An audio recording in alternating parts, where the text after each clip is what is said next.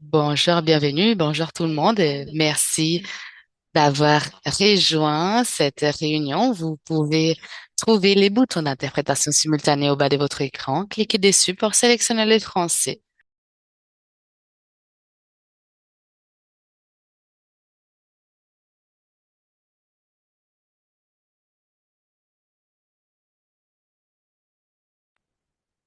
Avant de commencer la séance, j'aimerais également prendre un moment pour reconnaître avec respect les peuples et les communautés autochtones dont les relations durables avec ces terres se poursuivent encore aujourd'hui et sur les territoires traditionnels desquels se déroule notre travail. Nous aimerions savoir d'où vous vous joignez à nous. N'hésitez pas à nous indiquer dans les chats votre localisation, votre territoire et votre organisation.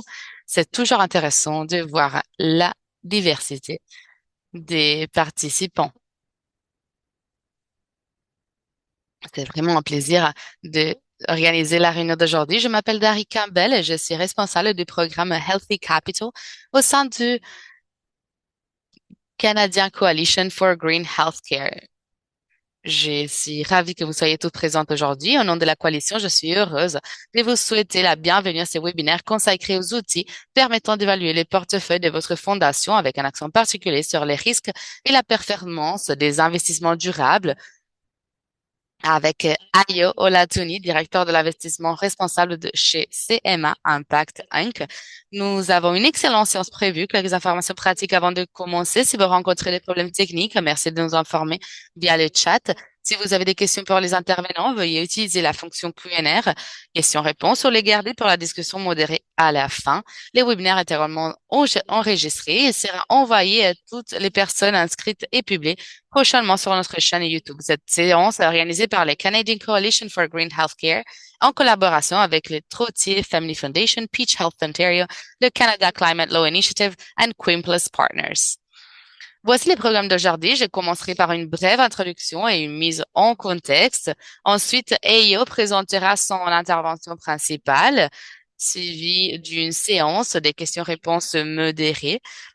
Et puis, nous conclurons un format simple et direct.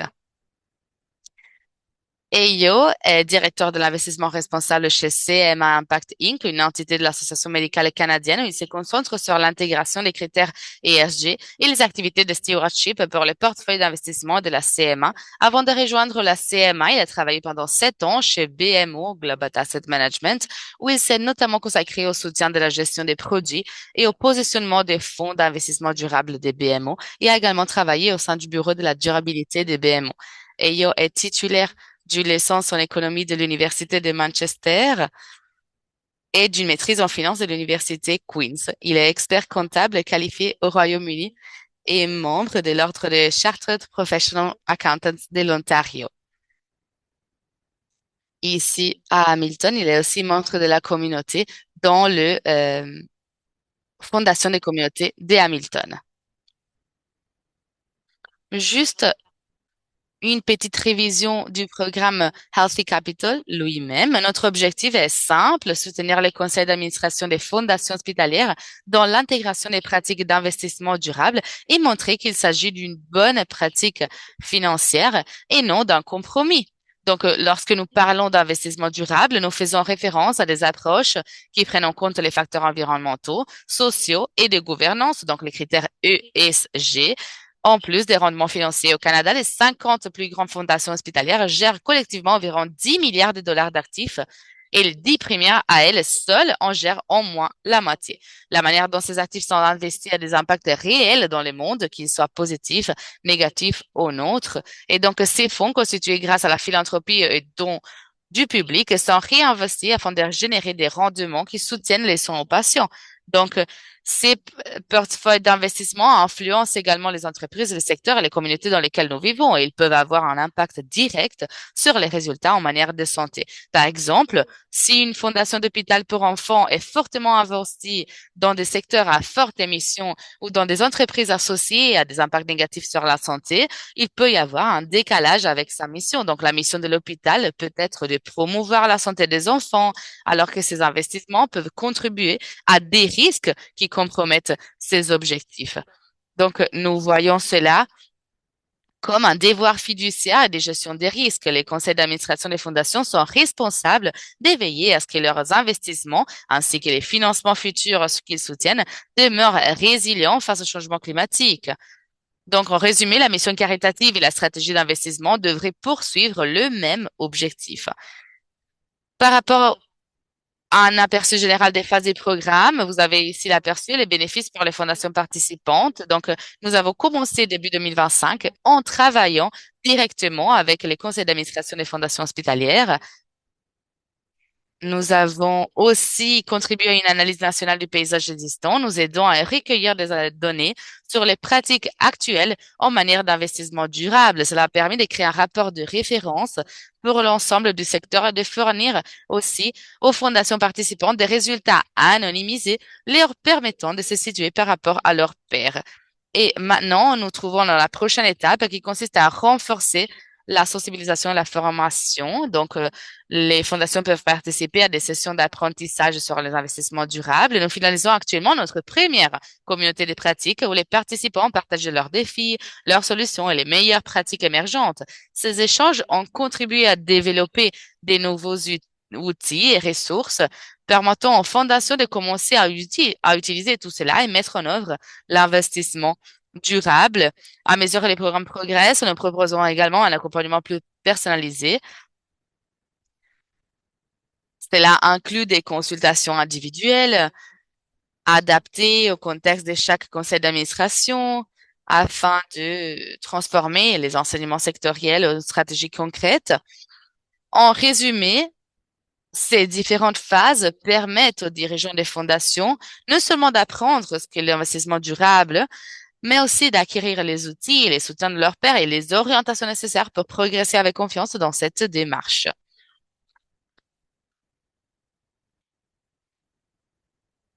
Juste pour vous montrer le prochain événement que nous aurons, ce sera partie du programme Health Capital et nous allons donner début à une série de sessions éducatives pour aider les fondations hospitalières canadiennes à mieux comprendre l'investissement durable, ce que ça veut dire, montrer qu'on peut être aligné sur une mission, présenter des exemples à suivre du secteur de la santé pour illustrer les possibilités.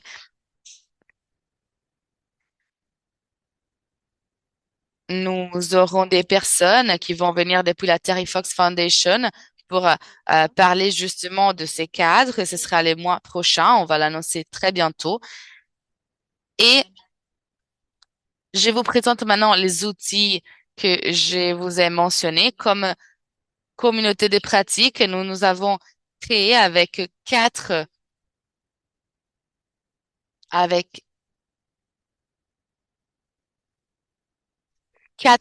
hôpitaux et des fondations. Nous avons lancé cette série d'instruments. Nous en avons trois en soi. Le premier, ça s'appelle Kramer. Donc, effectivement, il s'agit de une guide d'introduction, un document concis et fondé sur des données probantes expliquant pourquoi l'investissement durable est pertinent à la fois sur les plans financiers et au regard de la mission. Nous avons aussi une frequently asked questions, donc des réponses en langage clair aux questions fréquentes et des reçus. Et nous avons aussi l'exemple des politiques, donc des formulations adaptables concernant les convictions et engagements d'investissement conçus pour aider les fondations à passer de l'intention à l'action. Et sans attendre encore plus, on passe la parole donc à Eyo. Merci beaucoup, Harry, et merci à tout le monde d'être là. Je vois beaucoup de personnes que je connais déjà. J'en vois beaucoup qui sont nouvelles aussi. C'est magnifique. Donc, comme tu as mentionné, Harry, effectivement, tu as partagé des chiffres par rapport à notre programme. Je pense qu'effectivement, les fondations hospitalières, les propriétaires d'assets sont généralement dans une position unique des pouvoirs par rapport aux gestionnaires d'influence, des politiques, des pratiques par rapport à l'investissement durable et responsable. Et surtout par rapport à la santé en lien avec le climat. Donc, c'est important de reconnaître que certains gestionnaires d'actifs vont être plus petits que d'autres et les modèles va significativement changer par rapport aux chiffres de pouvoir. Collectivement, nous pouvons commencer un changement par rapport à cette gestion de actifs. Je pense que c'est important de reconnaître cela, cette relation avec les gestionnaires euh, d'actifs et comment cela dépend du type de propriétaire, de comment les actifs sont gérés, de quel type de compte ou quelle opportunité nous avons pour influencer et dans un contexte d'engagement direct. Donc, dans cette situation, même en considérant tout type de situation, les gestionnaires et les propriétaires d'actifs ont l'opportunité de profiter de cette relation. Donc, je reconnais la capacité de cet engagement est beaucoup plus limitée par rapport aux petits propriétaires. Parfois, c'est juste une personne qui doit vraiment sortir et chercher pas mal de ressources et faire la plupart du travail. Donc, avec un peu de chance, à la fin de cette session, peut-être plusieurs d'entre vous vont pouvoir sortir de cette réunion avec de l'orientation et avec des premiers pas pour commencer à s'engager avec les gestionnaires d'actifs et comment, dans ces voyages, nous pouvons vous aider à éteindre le champ d'application de vos projets.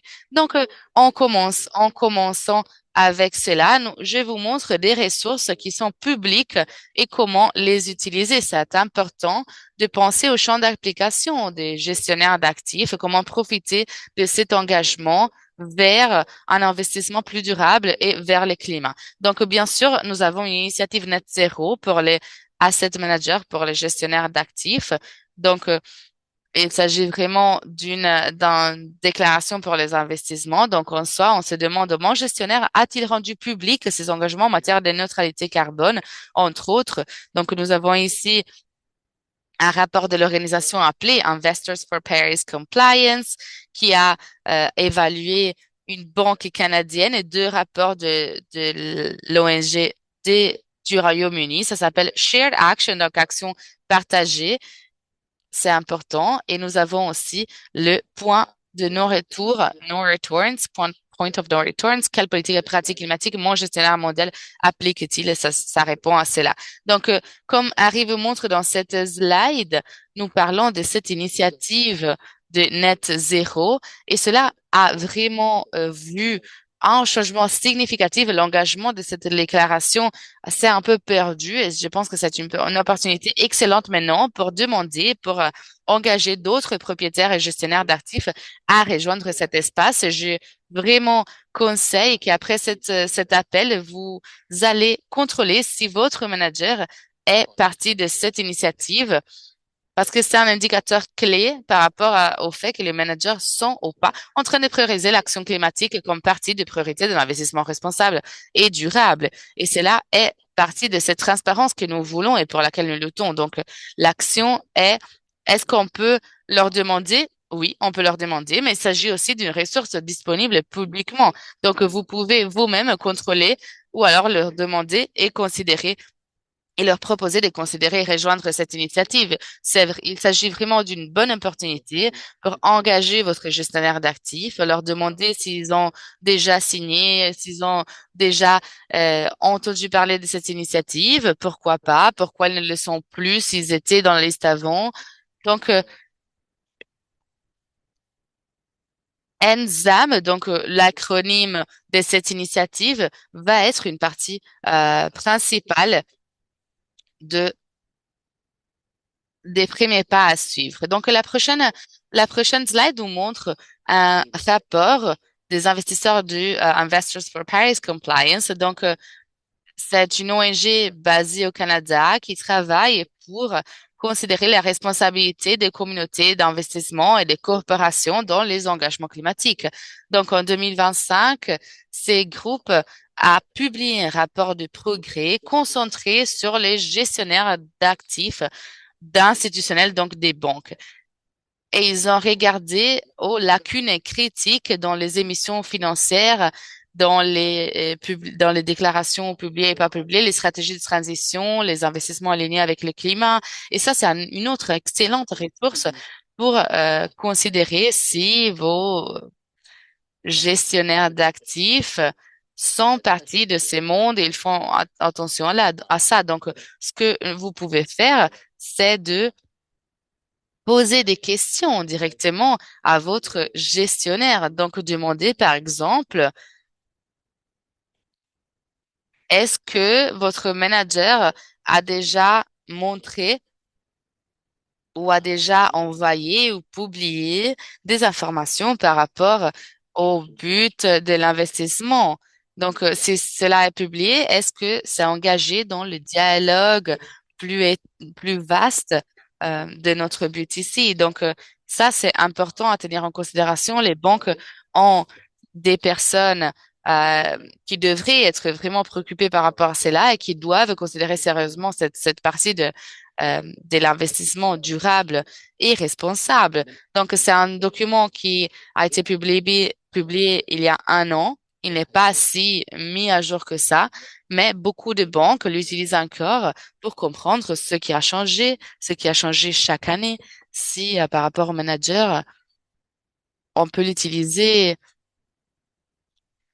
avec les couleurs, voir si même on peut, je vous dis, proposer une comparaison pour voir les banques qui ont pu avancer, comment elles ont fait pour passer du rouge au vert dans certains secteurs spécifiques. Prochain diapo, Harry. Donc, très similaire de ces rapports. On parle aussi du rapport appelé Shared Action, action partagée. Ça s'appelle Point of No Return, donc point en français sans retour. Et ça veut montrer comment le comportement des gestionnaires d'actifs corporatifs peuvent améliorer autour des critères ESG. Et sans surprise, ils se sont rendus compte que les progrès est vraiment euh, bloqué et que l'industrie n'est pas en train d'investir d'une forme responsable. Et parallèlement, il s'agit d'une énorme ressource pour montrer comment les gestionnaires d'actifs sont les uns contre les autres, alors que le but devrait être commun à investir en tenant compte la responsabilité et la durabilité. Donc, si votre gestionnaire d'actifs dit qu'ils sont leaders au climat, mais vous avez un document ici qui montre que ce n'est pas le cas, vous pouvez utiliser ce document pour le montrer et améliorer leur volonté de prendre des engagements avec des temps limites, des deadlines. Et on utilise ces documents aussi comme inspiration pour les questions qu'on peut poser aux gestionnaires d'actifs. On peut leur demander et poser des questions par rapport au changement climatique, au engagement de biodiversité, ceux qui sont en train de publier, ceux qui sont en train de garder pour eux, comment ils sont en train de réduire certains impacts. Et comme manager, c'est important aussi de demander où ils se trouvent dans ces rankings et s'ils sont juste au niveau 86 et 76, bah, dans ces cas-là, il faut considérer certaines choses. On a certaines questions qui peuvent être posées et un des résultats clés de ces rapports, c'est que les gestionnaires d'actifs ont vraiment besoin de développer des politiques du secteur relatif à la nature, à la pêcherie, à l'agriculture, à l'exploitation minière et aux éléments chimiques et chimiques, ils doivent vraiment tenir en considération tous ces secteurs pour comprendre si l'investissement est durable et responsable.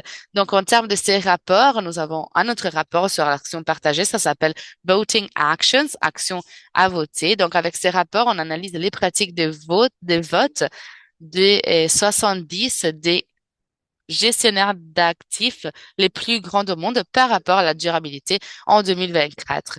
Donc, les rapports est produit biannuellement et encore une fois, en résumé, nous voyons que la tendance est similaire. Les rapports ont été menés et les résultats étaient que juste l'1% des 300 propositions environnementales a passé les critères basiques, qui est vraiment plus bas par rapport au niveau du 2021. Donc, je pense que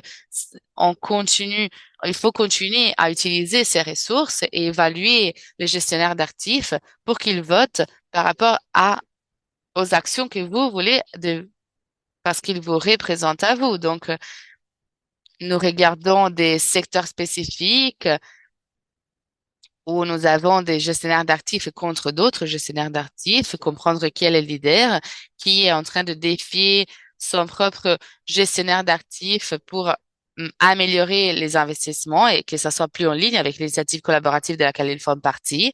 Beaucoup de propriétaires d'actifs, des gestionnaires d'actifs vont signer des groupes comme Climate Action 100, mais après, ils ne vont pas réfléchir tout cet engagement dans les vrais investissements qu'ils font. Donc, il s'agit vraiment parfois de résolution de euh, poussée par notre question. Il faut poser des questions. Il faut demander pourquoi est-ce que vous avez voté cette proposition si nous savons qu'elle n'est pas alignée avec notre initiative collaborative. Il s'agit vraiment d'un grand aide, pouvoir poser des questions et les défier, montrer que comme propriétaire, notre vote va être pris en considération de la forme dans laquelle nous le voulons.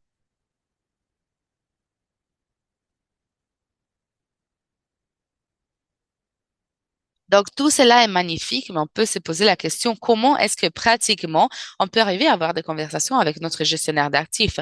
Nous avons quelques idées ici par rapport à comment cela peut travailler chez CMA. Avant tout, la due diligence. Donc, si vous avez un rapport de due diligence que vous faites annuellement, vous pouvez et on vous encourage à impliquer, à inclure les questions rela- relatives au climat et aux critères ESG. Maintenant, il se peut qu'il va y avoir un- une exagération des questions. Ils peuvent vous dire il peut vous renvoyer à chercher des réponses où il n'y en a pas. Et donc, si c'est la question, c'est la même question qui a été posée déjà dans le passé, on peut et enlever cette question et ajouter une autre question, avoir une approche un peu mixte. On peut parler avec l'association euh, des, des managers. Et bien sûr, vous pouvez changer la nature de la question, vous pouvez être plus sélectif ou pas. Et je pense que il s'agit aussi de considérer les rapports trimestrales. Cela est une bonne occasion aussi pour demander à votre manager comment ils sont en train de voter pour tous les proxys en votre nom pendant cette trimestrale spécifique. Typiquement, c'est quelque chose que si vous posez la question, le gestionnaire d'actifs va pouvoir vous fournir un rapport au moins trimestral par rapport à comment les votes se déroulent en ligne avec les expectations de la compagnie ou contre cela. Et à partir de cette réponse, vous pouvez développer la conversation. En troisième lieu, je vous mentionne les données, les demandes. Vous pouvez même poser des questions par rapport aux données de vos propriétés. Donc, sur des positions à long terme, vous pouvez parler avec votre gestionnaire d'actifs et demander comment ils se sont engagés dans certaines questions et certains votes par rapport à des résolutions spécifiques. Vous pouvez aussi demander s'ils ont voté pour ou contre les orientations de la compagnie par rapport aux problématiques de biodiversité et climatique. Et quand j'aime vous mentionner aussi les watchlists de révision, donc on peut considérer des rapports des risques et retours ou les métriques basiques du portefeuille traditionnel. On peut considérer des rapports où on a souligné, comme je vous ai dit, shared action, l'action partagée, ou alors les groupes Investors for Paris Compliance qui considèrent l'intégration de tout la, de toute la performance de votre vote et de vos actions. On passe à la prochaine diapo, s'il vous plaît. Maintenant, nous allons jeter un coup d'œil à certains instruments qui sont à disposition par rapport aux caractéristiques de votre portefeuille général. Nous avons regroupé cela en trois domaines, en trois secteurs. Donc, nous avons les ratings ESG, l'engagement climatique de portefeuille et les votes proxy. Donc, nous allons commencer avec les fournisseurs du rating ESG. On passe à la prochaine diapo, s'il vous plaît. Donc, nous commençons avec les fournisseurs du rating ESG. La plupart d'entre vous sont déjà familiers avec cet concept. Ça tend à commander une portion plus grande des actions du marché. Donc, nous avons MSCI, mais nous avons aussi d'autres, par exemple l'ISS, le service institutionnel actionnaires, Institutional Shareholder Services. Nous avons beaucoup de produits qui sont vraiment similaires et typiquement, ils donnent des ratings, donc des votes ou des notes ESG pour sur le portefeuille à niveau de manager individuel. Si vous utilisez plusieurs managers, ils peuvent avoir des niveaux de sécurité. Ils vont donner des données par rapport au climat, aussi euh, aux métriques climatiques, de l'empreinte de carbone par rapport au risque. Cela peut être effectivement très cher, donc il faut se poser la question par rapport à ces coûts-là. Et ça va être quand même beaucoup d'informations, c'est vrai. Quelle pourrait être une bonne idée pour explorer les différentes propositions? Vous avez je pense que c'est 1 mois, 2 mois d'essai gratuit. Je pense qu'on peut vraiment euh, facilement fournir tout cela. Et vous pouvez, grâce à ça, profiter de l'inspiration, de voir s'il y a des rapports que vous pensez pourraient être utiles à recevoir de forme récurrente. Vous pouvez aussi envoyer tout cela et fournir cela à votre gestionnaire d'actifs pour voir si c'est quelque chose qui peut être intéressant pour eux aussi, considérer les métriques du risque climatique, particulièrement par rapport à la valeur climatique au risque, c'est comme ça qu'on l'appelle. Nous avons testé euh, tout cela avec un de notre fournisseurs de données et avec un de notre gestionnaire d'actifs maintenant, après une conversation eue avec eux et des formes trimestrales, nous allons considérer des métriques spécifiques. Nous avons aussi étendu cela à d'autres de nos managers et je vais vous mentionner morningstar.ca. C'est une page web disponible de forme publique et ils sont les propriétaires de Sustain Analytics. C'est vraiment utile si vous avez des ETF dans votre portefeuille ou dans votre base institutionnelle qui a un fonds mutuel. Morningstar.ca, ça c'est le nom. Vous pouvez checker la note de risque ESG, mais aussi la note des risques carbone. Donc, vous pouvez comparer cela avec votre set de produits. Et le dernier, c'est le UNPRA. Je pense que tout le monde le connaît. Il s'appelle il s'agit des principes pour l'investissement responsable des Nations Unies. Donc, en soi, il y a deux rapports principaux. Un de ces rapports, c'est le rapport de transparence qui a été créé pour le public. Donc, il montre tout ce qui est par rapport à la soutenabilité, à la durabilité. Nous avons un autre rapport qui est le rapport d'évaluation, qui est plutôt pour une amélioration interne. Et je vous encourage à demander à vos managers proactivement de vous fournir ces rapports parce qu'une fois de plus, ils ne sont pas des documents publics si vous ne le demandez pas. Donc, les rapports d'évaluation, il fournit une note indépendante menée par le UNPRI, donc les principes d'investissement responsable, et c'est vraiment une bonne ressource pour quantifier la situation entre vous et les managers.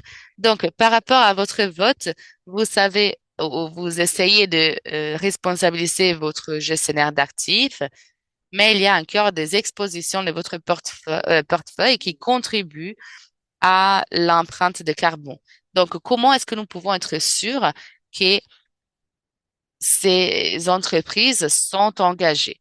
Maintenant, les gestionnaires d'actifs, les managers que vous utilisez peuvent être engagés avec certains de cette entreprise pour avoir plus de visibilité, pour être plus proactifs par rapport à cela. On peut entrer donc dans les programmes d'engagement de SHARE, qui s'appelle effectivement comme ça, c'est l'acronyme SHARA, l'Association d'actionnaires pour la recherche et l'éducation. Ça, c'est l'acronyme en français. Et il s'agit effectivement d'une ONG basée au Canada. Et effectivement, CMA est le participant de ces programmes et ils fournissent de l'engagement des compagnies en votre nom. Donc, ils s'engagent typiquement avec les plus grandes entreprises du Canada et des États-Unis. Et il priorise les thématiques clés du ESG, donc il a l'illustration principale de ces dashboards, nous avons trouvé cela vraiment utile pour partager comment les comités d'investissement se trouvent et comment dans le portefeuille nous pouvons appliquer cette champ d'application d'engagement qui est mené par par ces groupes. Donc, vous voyez, il y a des couleurs, il y a des codes, un système de couleurs pour vous montrer à quel point cette initiative peut mener ou commencer le changement et l'engagement en notre nom dans plusieurs entreprises. Et donc, par rapport au vote proxy, deux petites options.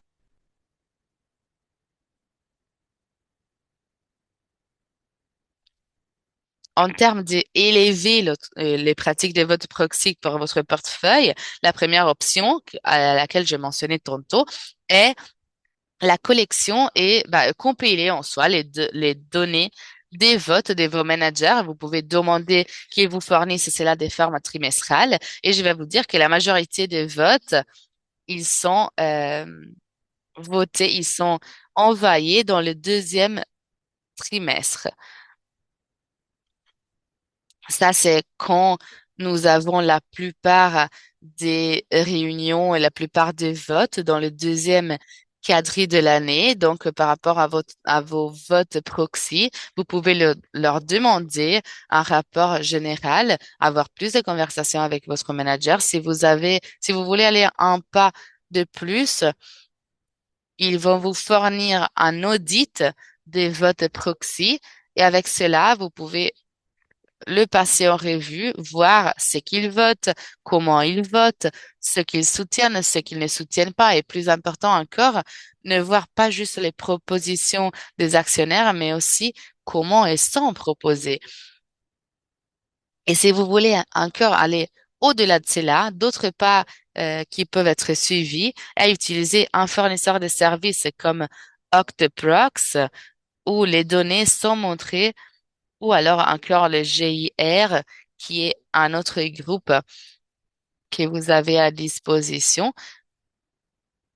Donc, vous pouvez demander et développer votre propre directrice de vote proxy et demander à votre manager de voter en ligne avec cette orientation, cette directrice que vous avez créée vous-même. C'est un pas que vous pouvez prendre aussi chez CMA. Nous avons utilisé Share, nous avons utilisé GIR, nous avons des ressources ouvertes à disposition et je vous encourage à vraiment pousser sur cela de forme proactive pour arriver à des résolutions sur lesquelles vous pouvez voter ou votre manager peut voter d'accord à votre intention. On va jeter un coup d'œil vite à l'empreinte carbone et par rapport à votre portefeuille, comment vous pouvez évaluer cela. Je vous donne quelques exemples pour vous inspirer un petit peu. Pour ceux qui n'ont pas encore commencé ces voyages, sur, surtout dans la section Endowment. Donc, nous avons ici York Simon Fraser et Queen's University ici.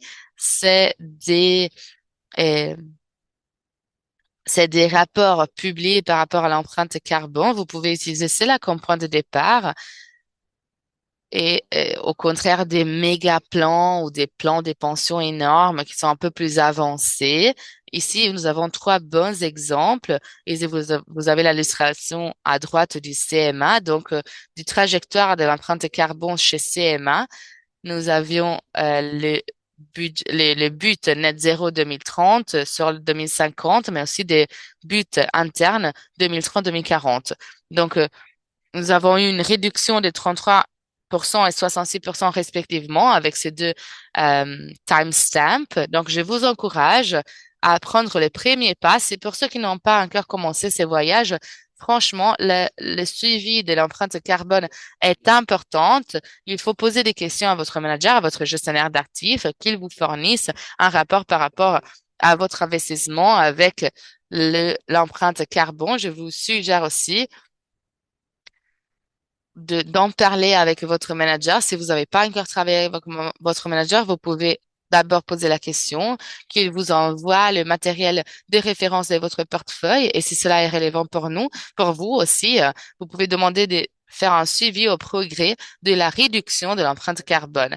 Donc voilà, l'option est avant tout demander au manager de vous fournir les données. Et une fois que vous avez, et si vous avez plusieurs managers, vous pouvez commencer à faire des tables, des schémas ou à construire un peu un, un, un Excel de suivi de l'empreinte carbone à niveau du portefeuille. Donc, peser un peu l'exposition des différents gestionnaires d'actifs et comprendre effectivement ce que vous avez dans votre portefeuille. Et avec cela, je veux fermer en disant qu'effectivement, chaque gestionnaire d'actifs ou chaque propriétaire d'actifs a un lieu différent dans ses voyages. Je vous encourage vraiment à collaborer. La collaboration est clé. Les programmes Healthy Capital a fait un excellent travail dans la collaboration des fondations hospitalières au Canada afin de partager les apprentissages, partager ce qui marche, ce qui ne marche pas, ce qui fonctionne pour tout le monde. Et les groupes Share est aussi une bonne initiative pour former partie de l'initiative et avoir donc des nouveaux instruments pour ceux qui n'ont pas encore commencé. Il y a beaucoup de ressources à disposition. Ça ne doit pas être tout avec un prix. Et je crois que dès que vous en avez besoin, il va y avoir des ressources additionnelles. Merci beaucoup. Je passe la parole à Marshall qui a une question à poser, je crois.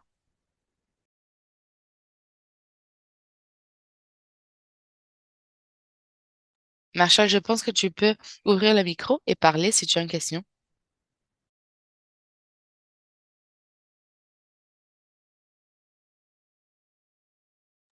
Ok, peut-être on la laisse à côté. Si vous avez une question, vous pouvez la poser dans la section questions-réponses. Oh, Marshall, j'ai vu que vous avez ouvert le micro.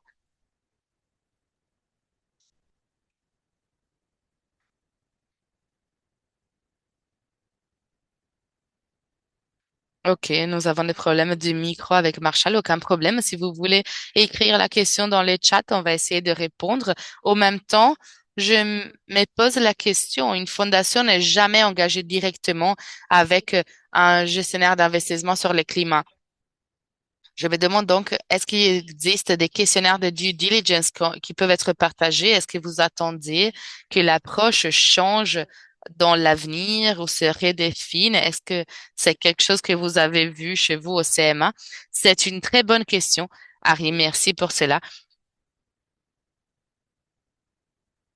Quand nous utilisons des managers sans serveur, une des questions que on nous pose souvent est comment les si les fondations et les gestionnaires d'actifs utilisent tout cela, toutes ces ressources. Et je souligne à nouveau que moi, je pense que moins est plus. Donc, dans le futur, j'imagine que des questions plus définies, plus euh, visées vont apparaître, mais on est en train de développer de la connaissance institutionnelle de votre gestionnaire d'actifs. Donc, essayez de ne pas répéter les questions. S'il y a une question typique par rapport au DDQ, bah, vous pouvez demander comment est-ce que vous pourriez intégrer le ESG dans votre procès de sélection de sécurité. Mais si vous avez demandé cela la première année, la deuxième année, vous pouvez poser une question différente par rapport à l'utilisation de cet espace dans les propriétés,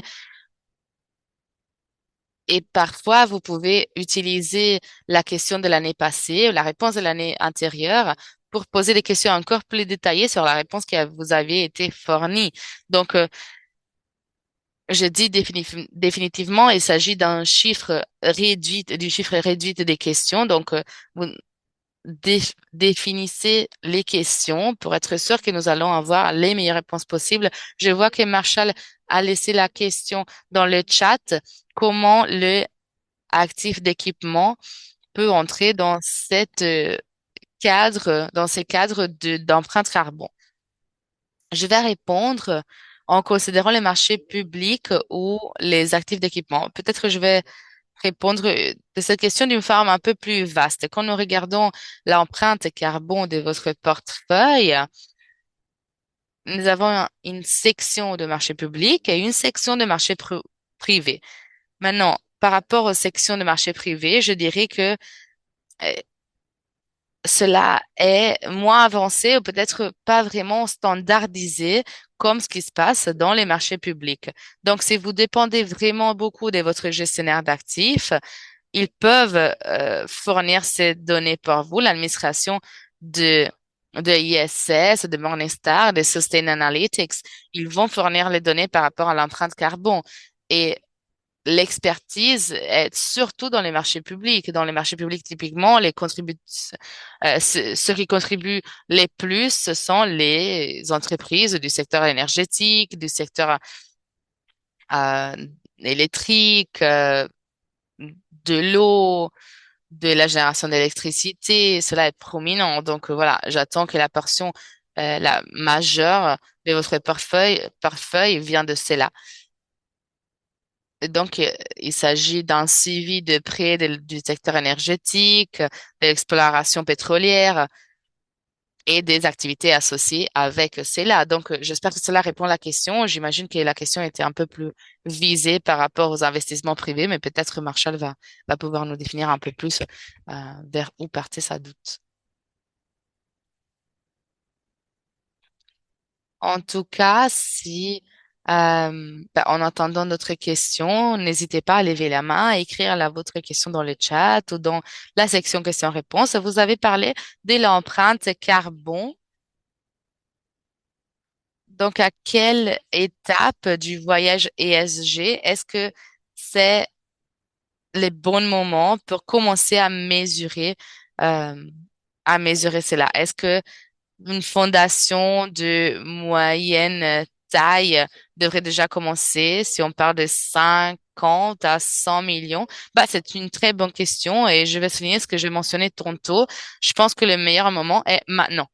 Et même si c'est cliché, il faut commencer avec des petits pas. Donc, je veux vous pousser, je veux vous inspirer. C'est quelque chose que je veux que vous n'oubliez pas à partir de cette réunion est que nous payons notre gestionnaire d'actifs, nous payons une contribution, nous payons leur service. Donc, il n'y a pas du tout de la valeur dans la timidité. C'est un service que nous payons et c'est à nous, notre responsabilité, notre droit aussi, de demander tout type d'informations et des données qu'on veut. Donc, vous pouvez demander les rapports par rapport à l'empreinte carbone de votre portefeuille. C'est un pas pratique et franchement, tout le monde peut le faire demain matin. Imaginez qu'il commence à avoir un peu d'itération par rapport aux données d'empreinte carbone. On commence en vous fournissant la liste.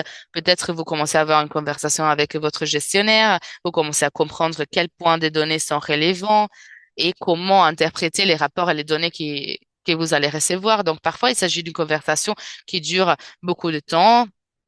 Parfois, c'est vraiment facile d'entrer en contact avec un manager. Si vous n'avez pas un premier, un deuxième, vous pouvez les contacter euh, à travers votre chaîne de préférences. Et la deuxième chose, c'est que tous les gestionnaires d'actifs probablement vont vous fournir quelque chose qui est pareil.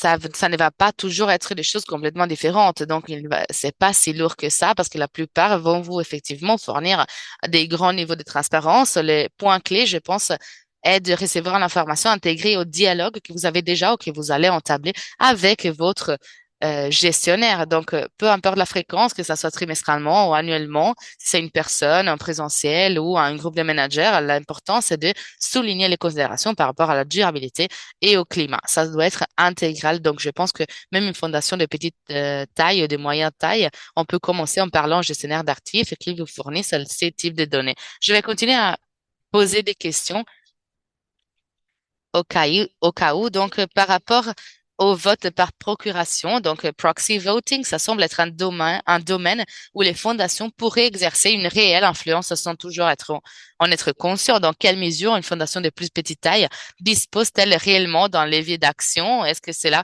vaut l'effort? Bah, c'est une très bonne question. Peut-être que je prends un pas en arrière par rapport au vote par procuration. Je veux juste être sûr qu'on parle de la même chose. Par rapport au portefeuille equity portfolios, surtout ceux qui sont dans un compte spécifique ou ceux qui sont en pool avec d'autres, le gestionnaire d'actifs vote sur des décisions dans l'entreprise spécifique du management. Normalement, c'est des décisions du gouvernance corporatif, la réélection des directeurs, la réélection des audits, ce type de choses, mais d'une partie plutôt progressive, les votes peuvent venir aussi des propositions des actionnaires, ce qui normalement a à voir avec les changements climatiques. Donc, la plupart du temps, il s'agit des problématiques relatives avec la santé, avec des problématiques sociales. Donc, les managers doivent voter normalement de forme très conservative à ces propositions. Je vous donne une illustration, Harry. La plupart, je ne vais pas donner des noms, mais par rapport aux managers des les quatre plus grands gestionnaires d'actifs, nous trouvons ils n'ont pas soutenu le rapport Shared Action, des actions partagées. Dans la plupart de ces votes, tous ces types de propositions n'auraient pas passé. Le deuxième point clé, c'est que on, ce n'est pas requis qu'une proposition d'actionnaire passe pour commencer les changements, même si cela n'est pas, les votes ne passent pas. S'il y a beaucoup de personnes qui demandent certaines choses, cela envoie un message à l'entreprise. Ça veut dire, qu'est-ce que c'est important pour les investisseurs? Ça et ça. Il faut prendre des actions. Je pense que c'est important pour nous, comme propriétaires comme fondation, comme propriétaires, de demander à nos managers qu'est-ce qu'ils sont en train de voter et par rapport à ces actions, comment ils sont en train de voter, quel message nous sommes en train d'envoyer. Donc, est-ce qu'il va y avoir un impact instantané? Pas vraiment, pas de la forme plus visuelle et évidente, mais dans le temps, on envoie des messages aux managers par rapport à l'importance, à ce que on priorise. Chez mon organisation, nous avons développé un vote par procuration, une politique qui assure que tous les votes sont alignés à notre mission, à notre valeur. Mais avant cela, nous avions fait un processus de due diligence annuel, particulièrement sur les changements climatiques et sur comment on est en train de voter, expliquer à nos managers comment nous voulons qu'ils votent. Dans une occasion, nous avons aussi considéré et ils ont considéré notre message et changé les votes. Donc, ce n'est pas juste avoir des conversations. Il s'agit d'accumuler beaucoup de messages et faire comprendre où nous mettons l'importance. Merci beaucoup pour cela. Je vais ajouter un peu de puissance au fait que il s'agit vraiment de poser des questions importantes tout le temps. Donc, afin de v- bouger vers la clôture de cette réunion, je vous demande quelle est une mesure concrète que les fondations hospitalières pourraient réalistement mettre en œuvre dans leur approche au cours des 12 mois prochains. Ben, je vais répondre peut-être avec deux aspects. Avant tout, je pense que comme gestionnaire d'actifs, il faut commencer le dialogue. Il faut commencer le dialogue et recevoir de l'information des gestionnaires d'actifs, de vos asset managers. Il faut leur poser des questions. Et sûrement, si vous commencez demain, vous allez voir certaines informations dans une année. La conversation qui peut commencer maintenant va être beaucoup plus élevée dans un an que par rapport à maintenant. Donc, le premier pas est à prendre maintenant. Et le deuxième aspect que je veux souligner ici, c'est la collaboration entre pairs. Donc, le programme de Health Capital est fantastique pour cela. Le programme Share est fantastique aussi et je continue à souligner, ce n'est pas parce que je suis un membre, mais je crois vraiment qu'un programme affilié, un programme de ce type où on peut être membre est essentiel pour apprendre des autres qui sont dans les mêmes situations, pour partager du feedback, pour apprendre sur des points, des douleurs, apprendre des succès et des échecs aussi. Ce n'est pas juste bénéficiaire à un niveau conceptuel, mais de forme aussi pratique. Ça nous encourage à continuer le travail, à voir les fruits, parce qu'on voit les efforts et les fruits des autres. Et je vous encourage vraiment à la collaboration avec des personnes qui pensent comme vous. Dans les secteurs universitaires, cela marche très bien. Et c'est vraiment positif à voir que que l'initiative commence dans les fondations hospitalières aussi. Merci beaucoup. Je vais rester donc jusqu'à la fin de euh, de notre temps désigné. Je suis vraiment remerciante. Merci beaucoup, Eyo, pour toute l'information tellement pratique et essentielle pour comprendre le champ d'application dans lesquels nous travaillons et nous opérons et tout ce que nous pouvons faire. Merci beaucoup de nous avoir rejoints dans cette réunion. Nous vous remercions vraiment énormément. J'espère et nous espérons que vous avez plein d'informations avec lesquelles partir de cette réunion et aller vers vos gestionnaires d'actifs. Nous allons avoir une nouvelle série d'instruments open source. Cela va être lancé en avril. Ce serait les primaires, les frequently asked questions et les exemples politiques. Donc, sentez-vous libre de utiliser toutes les ressources que nous mettons à disposition. Et je vous rappelle aussi que notre prochaine session éducative se déroulera en avril et on va parler de démystifier l'investissement d'impact pour les fondations hospitalières. Merci beaucoup d'être ici. Merci de nous avoir rejoints et je vous souhaite une excellente journée. Merci.